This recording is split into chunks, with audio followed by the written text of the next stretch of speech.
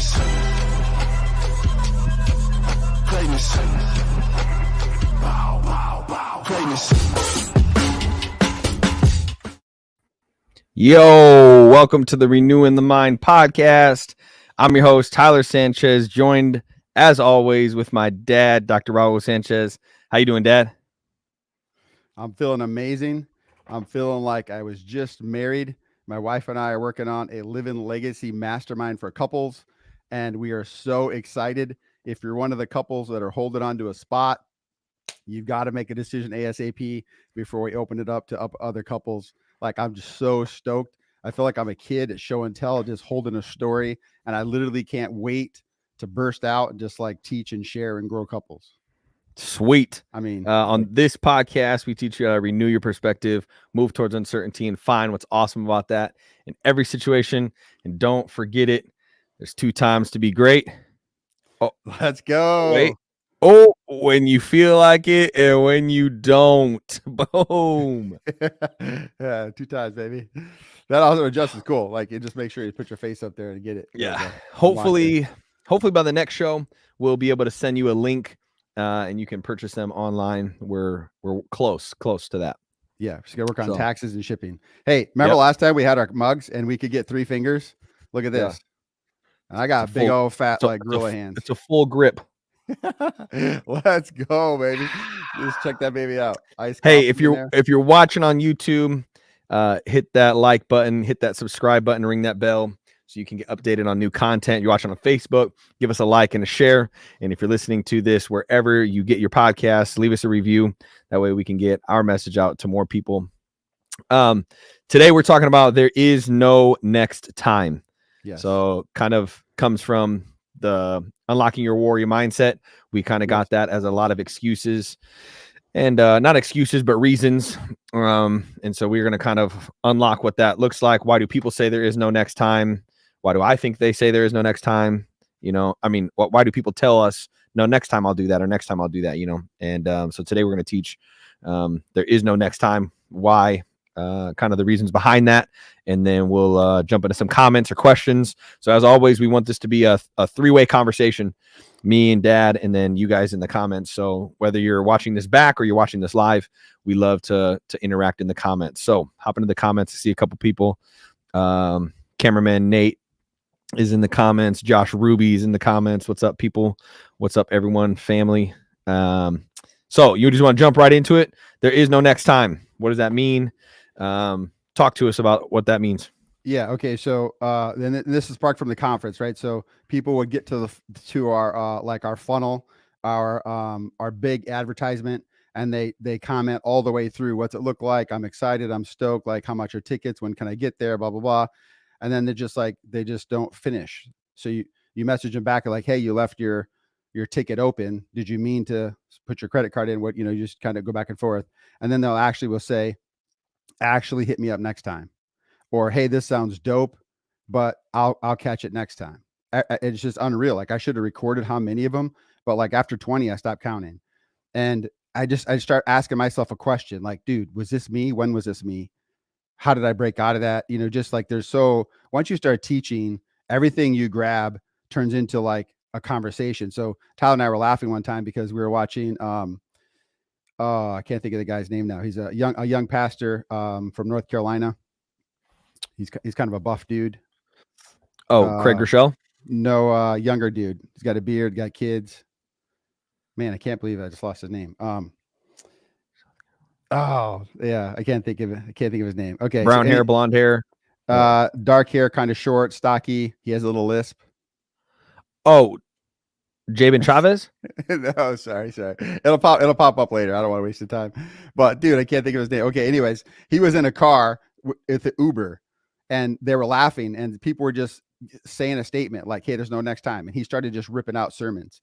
And Stephen Furtick. There you go, Stephen Furtick. Oh, my word! Do you remember? I just lost his name. I'm thinking Rick. What's his name? Rick. Once I Josh Ruby and Alicia helped you out in the comments. Okay, there we go. Thank you guys. What up, Jay Rube? Okay, here's my point. So he was like that. Like, the driver gave him a couple words, like the house is broken, and he would just go a couple scriptures, and then he would just start talking. And when you're in the flow state of just writing, you're in the flow state of teaching, like stuff like that hits me. So like after like several, I was like, man, all these guys look like they've been talking to each other. And after a while, I'm like, this is frustrating me. Then after a while, I'm like, man, when was that me? And so I started thinking about opportunities that I missed. There is no next time. And here's the number one reason. Okay, specifically for the conference, right? I bring my 2 coaches up independently. When they speak at a keynote, they cost $50K. That's $100,000 on our stage in Sioux City, Iowa. And people couldn't grasp that until it's gone. And then now I probably had at least 30 people say, bro, how'd your conference go? I wanted to go, but like blah, blah, blah. Right. Like that's $100K. And if you add me, like my $97 that I charged, that's $197K. Hey, I emceed and I'm at least $15. I mean, so. come on. Okay. That's 1,000. That's 1,125. Like here's my thing. Like there's no next time. When's the next time we're going to have 100K in Sioux City on the stage at the same time? When's the next time someone's going to pay cash to bring coaches up and only charge you $97? There's no next time. Sure. And here's what I'm trying to say. Now, forget that. Let's just say it's just me. It's $97 for me. And people are like, yeah, I know Sanchez. He's pretty dope. But okay, next time.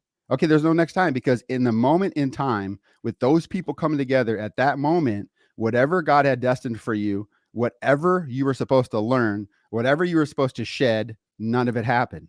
Right. And there are so many people who continue to say it over and over and over. And then I get them in a clinic and they have all these regrets. And just low key truth. Sometimes when they talk about their regrets, I literally can't see it. I'm like, okay, I don't know how you have held on to that for 7 years. Explain it to me again.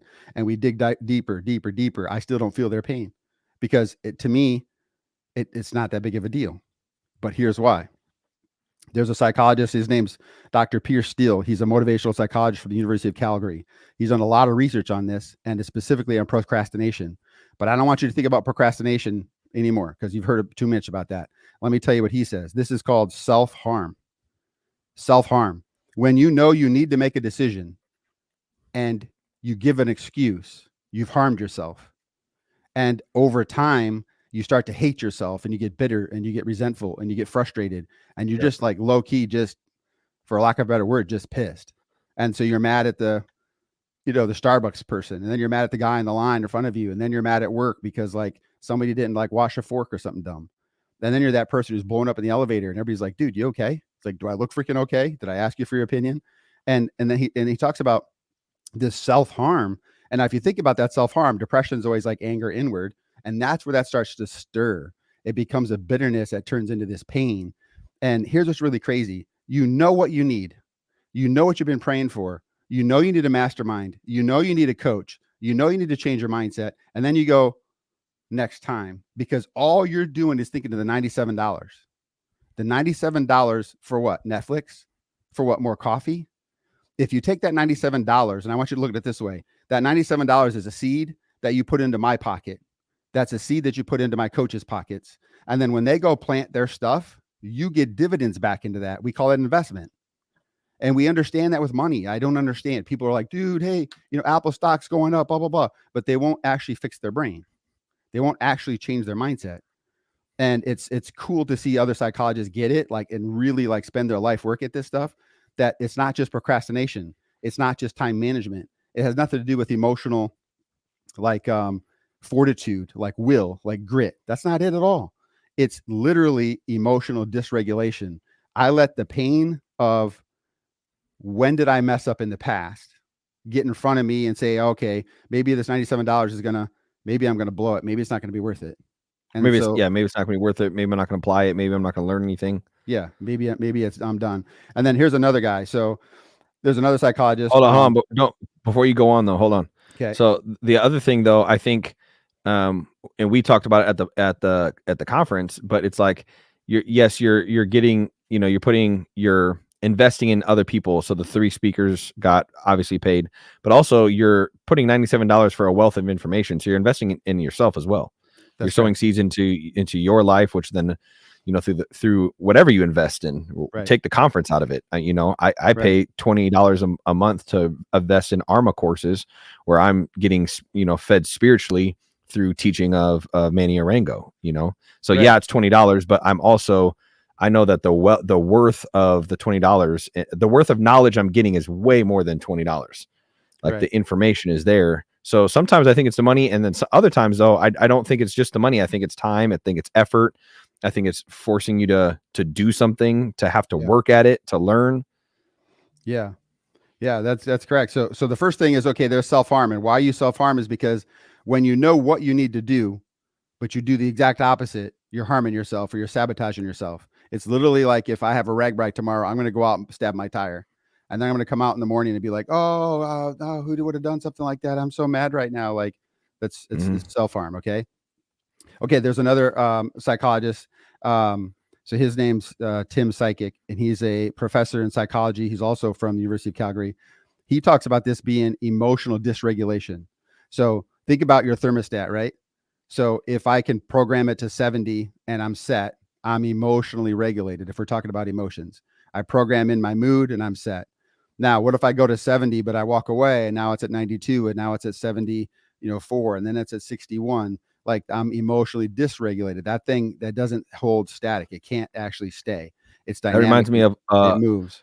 the hotel thermostats. They never can regulate. It's like Yeah. bitter cold, or then you wake up sweating and then you crank it on and it's freezing. It's ice cold. It's like, Yes, just like that. Right. And that's a great, that's great, Ty. We didn't talk about that, but listen. So like, okay, you're dysregulated. You can't regulate yourself. Right. So I come up and say a few things to you, and I drop a bunch of maybe just venting about, let's say, people we know. And then I walk away. Since I turned you up, now you heat up from 72 and you're 95 degrees, and you go into your next room and no one knows why you're so hot. Right. Or vice versa. You come in hot and I start joking and start messing around with you. Then let's say you call Alicia and you're talking to her and she has a serious issue, but you just can't stop laughing. And you're like, it's not my fault. Like, you should see my dad. He's a big freaking kid. He's climbing on me and doing these frog jumps and he's farting. yeah. And then like Doing dolphin kicks in the kitchen. Stop, bro. Stop. Oh, we're gonna go there. We're gonna go there. Okay. So here's the thing. You get it. Like that kind of a person, right, is dysregulated based on somebody else's mood. So one guy says, and this is they don't set their own temperature. They don't set their own temp. They don't set their own lane. They don't go after their own identity, right? And see, these things would have been corrected if they would have just went to the conference, because everybody who's went there was like, dude, that stuff on identity is so key, right? Because then you can get locked into who you are. Like lock it, put away the key. Like, I know who I am. And so it's self-harm. And then the second one is I'm emotionally dysregulated. So I might be like, okay, Dr. Sanchez is dope. Or I might look up, like a lot of people looked up Christopher Kyle. A lot of people looked up, Paul Getter. And they're like, what, dude, this guy worked with Elon Musk. Like, what, this guy like worked with Grant Cardone. So they're all in, right? But then a thought comes in like, but how are they going to work with me? Like, I don't have the money to afford them, or I don't have any business. So then they talk themselves out of it. So they're up, they're down, they're up, they're down. And then they finally just walk away because like, I don't have to do this. Okay. But if they have the idea in their head that there is no next time, like this is the actual moment in time where I'm predestined to go and learn something and change. Okay. And that right there might be the thing that unlocks, who knows, the next business, right? Who knows, the next generation, some big thing that unlocks. You never know. Like we always say this in our family, like, you're one decision away from changing your life, like one choice. Yeah. Right. So what do you think about that? What do you think about those two pieces? Like, this is self-harm and this is emotionally dysregulation. Yeah, I think the self-harm thing is harder for us to. It's harder for me to point that out. It's harder for me to say, yeah, I'm self-sabotaging. No one wants to admit that, but I think that's actually what we do at the core of it. And I think it's going to take some people that are really close to you in your life to be able to tell you, hey, you keep doing the same type of thing. I think about when, students keep getting in tough relationships, or they keep dating per se the bad boy, or they keep dating the girl that's wild. And every single time I'm like, dude, your biggest fear is now becoming reality, or like, oh, I never want to be like that person. And then it's a constant mindset and thought that then continues to apply because you're so focused on that thing. It happens. The regulation thing too, is that's one of my biggest things I talk about in my student leadership, and any intern that's ever worked with me is a leader has to self-regulate in all circumstances. So my adult leaders that come in on Wednesday night, however their workday was, that can't trickle into Wednesday night. The student leaders that had a horrible day at school, that can't trickle in. The worship team, that can't trickle in. Tuesday morning, I can't bring that to and when you think about some of the best leaders, and I bring this up all the time, but Dr. Rogers, if you're from Sioux City, when he passed away, we went to the school and did a whole interview. We interviewed 25 people, and every single person said he never had a bad day. Oh man, he never had a bad day. He always had a smile. He never had a bad day. And it's like, no, he definitely had a bad day, but he set the temp in every room that he went to that I'm going to be joyful. Yes. Maybe he lashed out in the car by himself. Maybe he cried out to God on the way home. Maybe, he talked to Dawn about the bad day, but the people around him, he was always at the same temp per se, which was joy and happy. Yeah. And so it's like, go ahead. Good leaders do that. Right.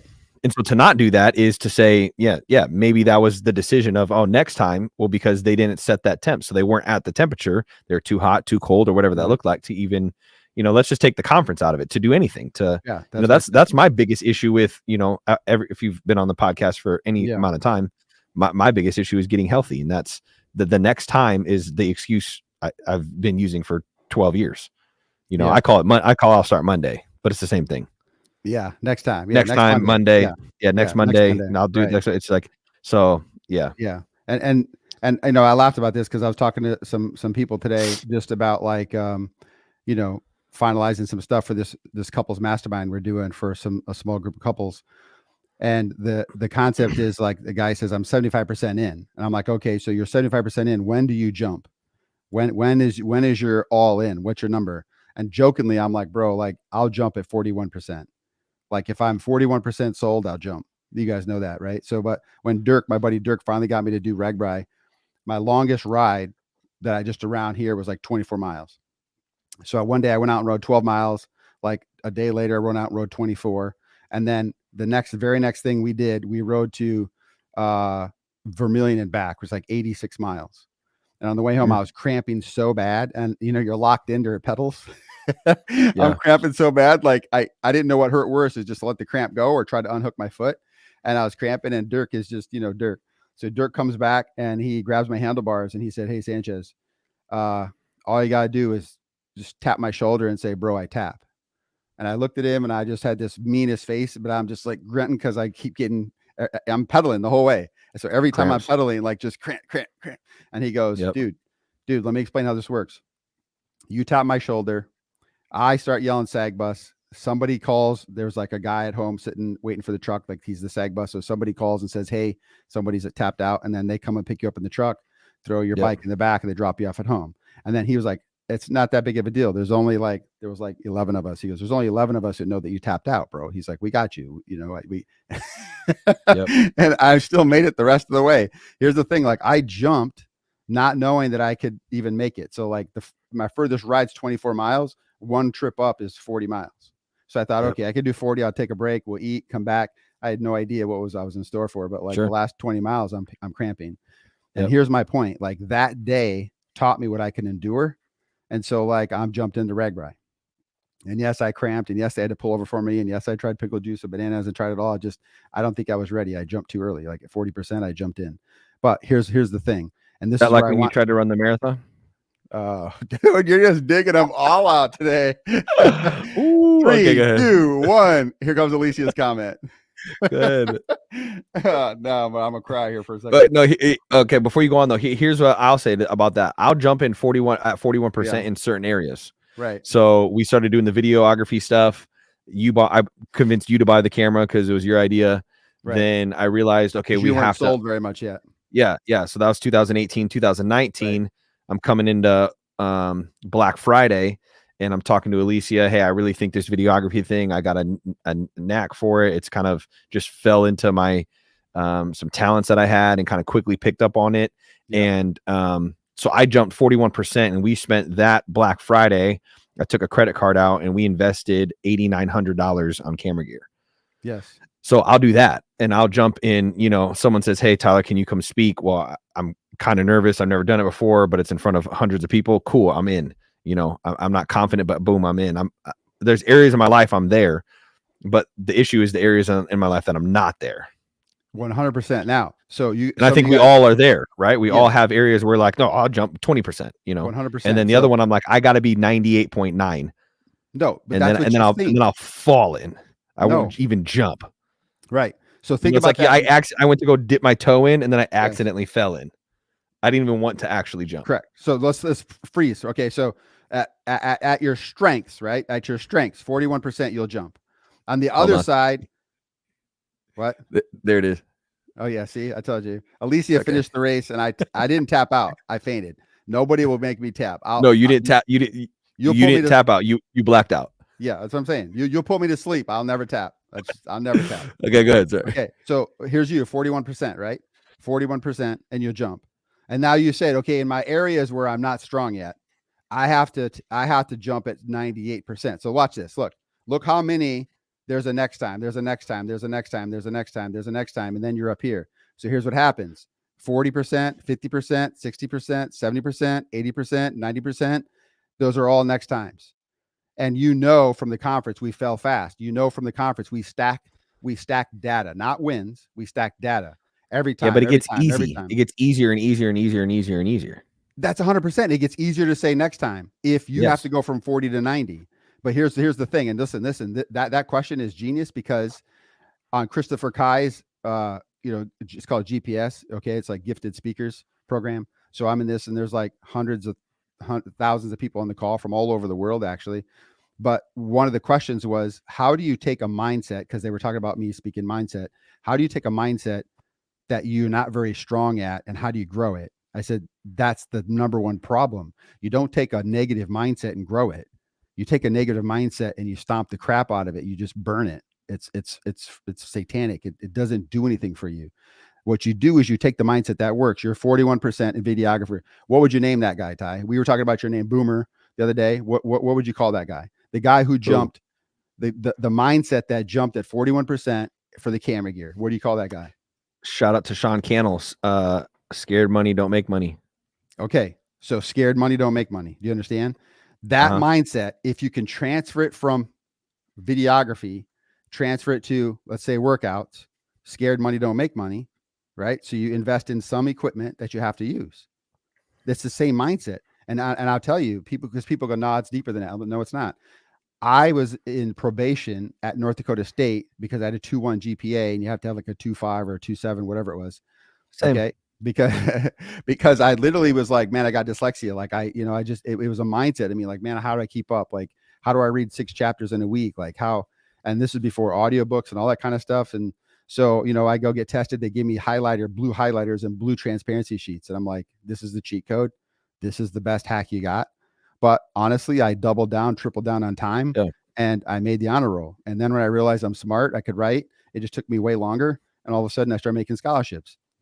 And here's what I did. So I know it's stupid to say this out loud for people because they don't get it, but a football article was written about me, Raul the Jewel. And then I got to North Dakota State, and all these people are like, oh, so you're the Sioux City Jewel. Like, oh, blah, blah, blah. You're the Jewel. Like, let's see the Jewel. And if they knocked me down or whatever, I fumbled, they're like, oh, the Jewel got cracked and stuff like that. Right.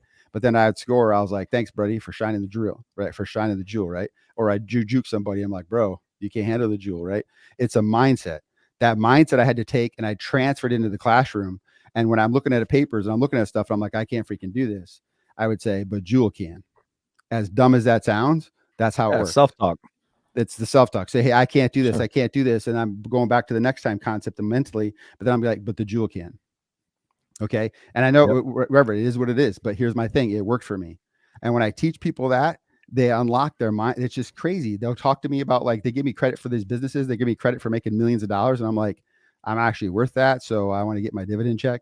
Okay. Right. Give me a So percent back. so how do we get your scared money don't make money pushed into a scared mindset that you need 98% confidence to jump?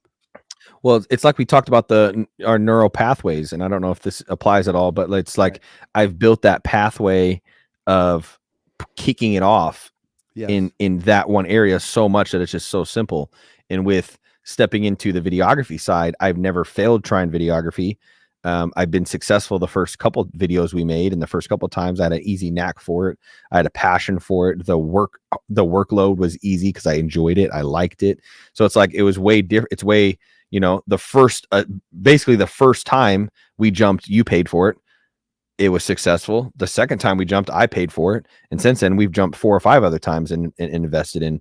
I've upgraded my cameras 3 times. I got 2 different ones now, got a lighting kit. Like it's the success is in what I'm doing. So Right. we haven't really failed yet. And so it's easy because We have failed. every time we've jumped, we've landed. Yes, but we have failed. Remember, we didn't post our first podcast. Remember, we rebooted because our sound system sucked. I'm trying to watch the camera when it was blinking, supposed to be off. You couldn't do the sound. We did fail. Yeah, that was a little rough time. Okay, but here's the thing. See, you didn't in a heartbeat, you never even looked at that as a failure. Why? Because you were so motivated for the end goal. Like, dude, let's get this podcast going. If your eyes are on the prize, you don't see the failure. But see, if your eyes are on the failure, if your eyes on the step and you fail and you miss a step, that's when the crap hits the fan. And yeah, it's the longevity piece of eating healthy and working out. I can do anything for a week or 2. It's a month or 2. It's 3 months. It's 7 months. Right. So let's break this down. There is no next time if you take baby steps. So when I bought the camera, that's a baby step for you because it's my cash. And you upgraded, you sent that stuff to us. We upgraded. It was baby steps. And then we messed up like, oh, that's buns. So that's your word. Your word's like, oh, dude, that's buns. I'm like, yeah, that's trash. Yeah, that's buns. And so we failed, but you didn't let that failure tackle you or knock you down because our mind is so much higher, right? We're chasing greatness. So it's like, we just kept moving. Now, if you take a look at, let's just say you and Langle, you guys make this 2.5 hour like start. That's not a baby step. That's like stuff I did at the University of Iowa coming out of 5 years of workouts at North Dakota State. Yeah, 2.5 hours, but 45 minutes is sitting in the sauna. But still, I'm like, bro, 2.5 hours. Like, who's got that time? Who's got that feels time to so work out? good. Okay, do you see what I'm saying? But so in general, when people jump, they wait until 98%, or they jump and bite off so much they can only do it for so long, and then that's what I do. Consistency fails. I'm only eating kale for 9 months. Yeah, you can't. There's no way. That's not sustainable. Yeah. So when we talk about Mom and her program and why it was successful, she started working out 5 minutes, like just stretching and warming up, and then 10 minutes, then 15 minutes, and 20 minutes, and she scaled by 5 minutes to get to her end goal of losing all her weight. So we know what works. Here's the question: how come we don't stick to it? And the reason is, if I'm emotionally dysregulated, right? So like, no, next time. Like, oh yeah, I'm all in, dude. I'm doing this 75 hard where I'm going to work out 45 minutes twice a day. And I'm going to do all these things. And on day 7, like I got a cold. So now I'm like, no, this sucks. That was a waste of program. Like that doesn't work. Like who does this? And then I'm up again and I'm out. It still comes back to the same frame of mind, which is, how is your mindset? Was your mindset that I'm going to lose 20 pounds a week? Well, you're going to fail. Was your mindset that we're going to have 3,000 followers in our first month? Okay, then that's a fail. But if your mindset is, hey, each time we do a podcast, we're going to learn. Each time we run it back, we're going to learn. Every time we learn, we grow. Every time we grow, we scale. Every time we scale, we create new minds. People get unlocked. When you have that kind of a stair-stepping thing, you can't fail because it's just a consistency of pushing through, right? And look, and everybody on this, if you're watching and you're listening to this, just know this: like, people paid thousands of dollars to be in this coaching program I'm in, and I'm a student. And internationally, they had the same question that Tyler just asked, which is, well, I'm really successful over here, but how come I keep failing over here? And my answer is the same. I gave the answer today on their call. I had no idea that we talk about that same piece, but here it is. I'll take a successful mindset, the jewel, or a successful mindset, scared money don't make money. So I'm just going to go all in. Now, the consistency of pace, which is I have to edit once a week, or I have to edit every day, or I have to edit or watch videos, however many. You set the goal and then you stack the days like bricks. You stack the days, just stack them. And before you know it, you're like, dude, where I used to be to where I'm at now is just night and day, right? We laugh about just setting up our lights and just getting our stuff looking good, or just getting a new mic and, just getting StreamYards to work. Like, we're excited about those small wins because we're still actually scaling. Okay. Talking about that mindset, Alicia brought in Beyonce. That's like Beyonce, who calls herself her performance self, Sasha Fierce. 100%. Okay. Like, think about one of the biggest ones mindset. Ever. Like Air Jordan. That's his mindset. How about prime time? Yeah. Or the late Kobe Bryant, the Black Mamba. Yes, like that's 100%. Like, Um, and okay, Kobe's a great example because after he retired, he pivoted. He was like, I'm still the Black Mamba, but I'm just behind the scenes. yeah. So he still had to keep the mindset of Or grind, Paul grind, Pierce, the grind, grind. truth. Yes, like, and that's why they do that, right? It's 100% because when they think, oh, I don't want to go today, they say, no, I'm the Mamba, right? Or no, I'm prime time.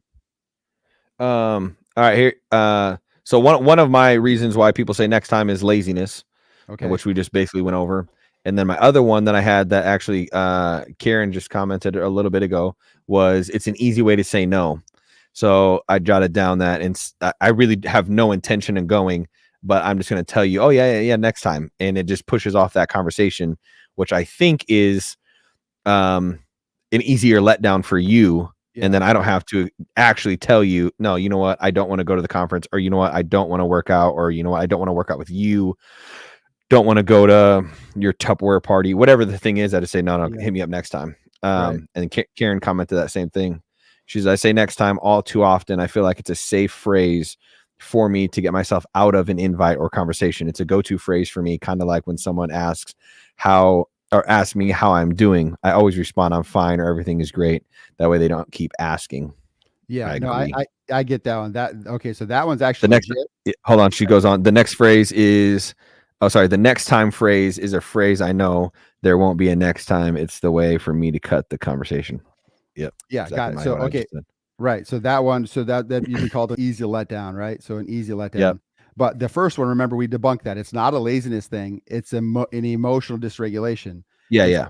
I can't actually regulate my emotions, and it takes me too much work to regulate my emotions. So that's why I'm just going to say next time. Yep. I'm hoping next time I'll feel better. Next time will be Monday for me, right? Yeah. And so it's the emotional regulation thing, and this is why we come back to the 2 times, right? Because there's only 2 times to be great: when you feel like it and when you don't. Sorry, I got super distracted. Josh Ruby said, Tyler, your shirt even says the time is now, which I didn't plan this. This is Iowa Youth Camp shirt, and it says the time is now. I literally just saw you look down at your shirt and start giggling. I'm like, what? Dude. Because Nate texted me and said, dude, you wearing an Iowa Hawkeye shirt? So then I was already thinking about my shirt. It's the Iowa camp shirt. Yes. And so then he said, dude, your shirt literally says it. And I was like, wait, where? It does? But it literally says the time is now. Yes. Okay. And so that brings us to like the win statement, which is a couple win statements that people can have. I'm sorry, it's the fall convention shirt. Anyways, go ahead. Yeah. So the time is now. So, okay. When you think about that, like the time is now. So the number one thing people say is seize the day, right? But even smaller than that, because I want people to think baby steps. Like I want you to seize the moment. And if you seize the moment, you regulate your mind. Because if I can calm my brain down enough to say, this is what I have to do. This is what I have to do. This is what I have to do. This is what I have to do. Right. And so I think about this, like my dissertation finishing my PhD was like, I don't even know, 250 pages or something. I don't know. Okay. But, and it's like 3 years of research. Okay. Collecting student after student after student, going through all these things. It's just incredible work. And then like, just have a hard time writing like a 50-page book. Right. Like, it's just so funny to me. Like my mind isn't sharp the way it used to be sharp, and just practicing writing every day, just getting on and just doing a little quick blurb, just doing a little blog thing. I haven't posted anything, but just the exercise of practicing now that I've been on a podcast, I've been coaching people again. I got a bunch of CEOs that I carry, and you're out of the rhythm. I speak in right out of the rhythm. So now I just like, you know what? And this is how I think. Who would I be if I could engage in this for 7 days in a row? Okay. And then I do it again. Who could I be if I could engage in this for 7 more days, and then 7 more days, and 7 more days, and 7 more days? Right. So I'm at the weekly mode, but I want you guys to think about the moment. The moment. Yeah. The Bible says, hold your thought captive. So the second you go off like, okay, dope, I'm going to do this thing. I'm going to transfer this cross-country mindset from high school, and I'm going to start jogging. I'm going to do this couch to 5K. I'm going to sign up for this firecracker 5K and 4th of July. And then the first day you wake up and you're all gung-ho and it's raining. Okay. What do you do? Correction. I didn't sign up for the 5K. You signed me up for the 5K. But you said, I'm the jumper at 40%. Everybody else has to follow. I'm the leader. And then you told me I could walk it, and then you lied and said I had to run it. And then I almost died. I challenged you, and then you took the challenge. I started to turn where it said walking moms and strollers, and then I felt guilty and I turned back to the 5K route Yes, correct. because it was all walking moms with strollers, and then me Yes. just breathing, just And you my realize hot- I have no my- reason to pout. yeah. Yeah. I saw this TikTok, which was today. It was like pretty timely. It said that if you had $86,000 a day, roughly around there. Well, actually, no. Let me see. Yeah, $86,400 a day, right? Every single day. So today you have $86,400 today to use it to invest in whatever you want.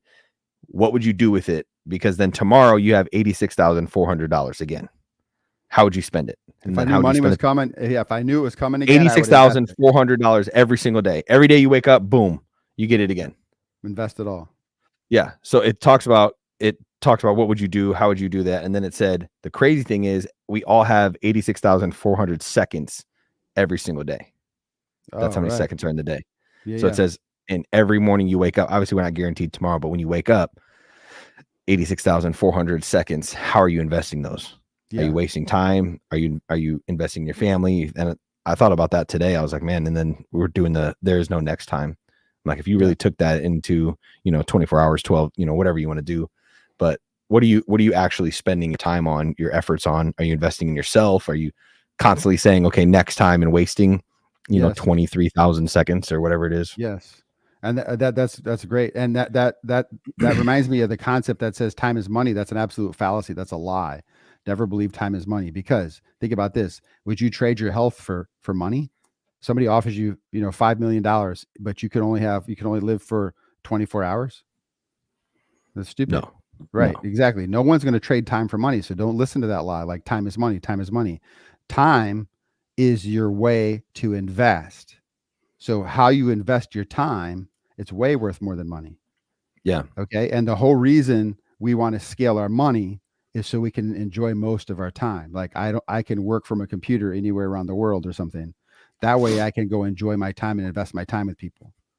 Yep. You get what I'm saying? And like after turning 50, I didn't have, well, besides our little thing about maybe getting a tattoo that I finally like, but I don't have a midlife crisis and like I have to do this, I have to do this. What I realized is like there's no next time, man, for real. And I got to scale these things as fast as I can. So I'm not working one person with one person anymore. It's like one person with many.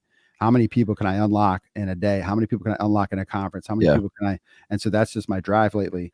And you've had a midlife crisis. Mom just hasn't let you act upon them. You've had a Ducati bike as your background for 4 years. I had a Ducati. I shared it with Rick. Shared it. You had a tattoo scheduled and it's not going to happen. Mom has shut down Mom has shut down your midlife crisis little rants. Well, here's the thing. I could do it, but that's a bad example for you all. Yeah. Oh, yeah. Well, duh. You'll be sleeping on the couch. but I could just sitting here back here in my spare bedroom. I just go on a 2-hour ride at midnight. Like, No, I'm my own man. I'm a grown man. I don't answer to no one. We all know that is not true.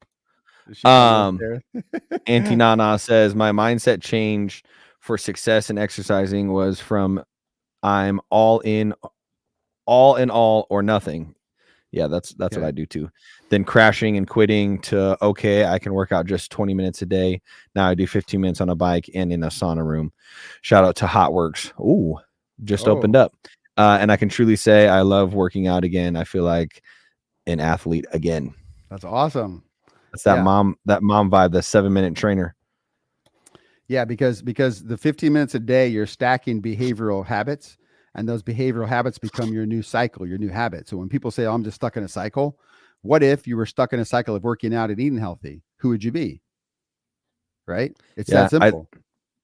I listened to, I follow this guy and he just said that he lost like over 125 pounds. He said legit for the first 3 months, he went to the gym 4 days a week and he sat in the sauna and laid on the AstroTurf and stretched for a half hour and then left.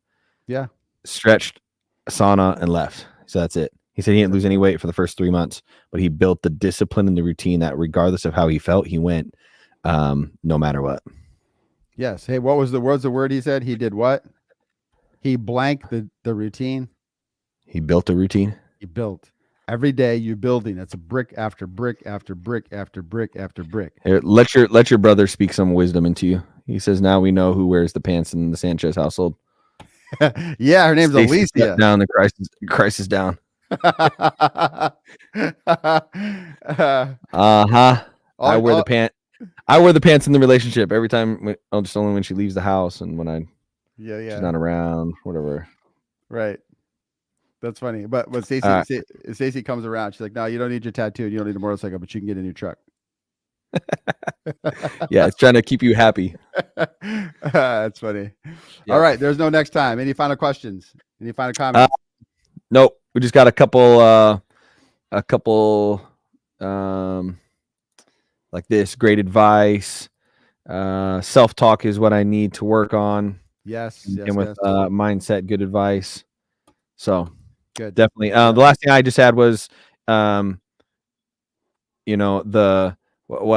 I need to work on is what we already talked about. I feel like I do a great job. I don't really self-harm in far as sabotage goes, besides in one area, which is my health and my eating.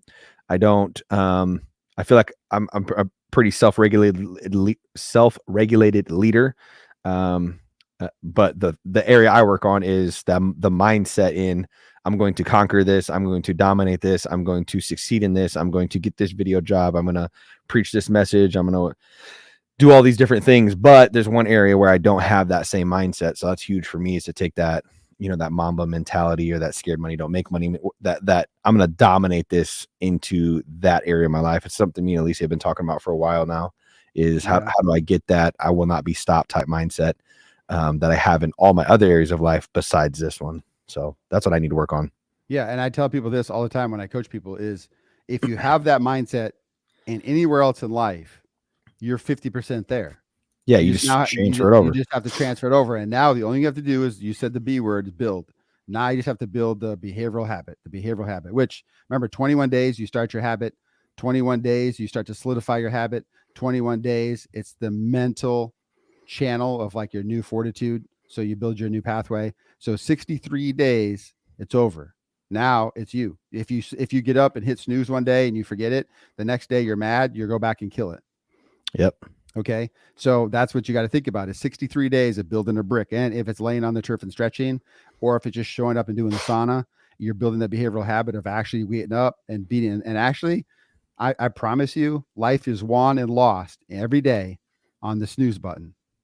That's the number one thing you can do. And I promise you. So I literally used to fall on the floor and then grab a ball and roll around on my back, because I go pain first, because I was building my habit to do it. Now I can literally just touch my phone and get up and start my routine, go pray and stretch, and then go work out. Like it's simple. Mm-hmm. But when you're up, you want to turn on bright lights so you don't get tired and go back to sleep. Right.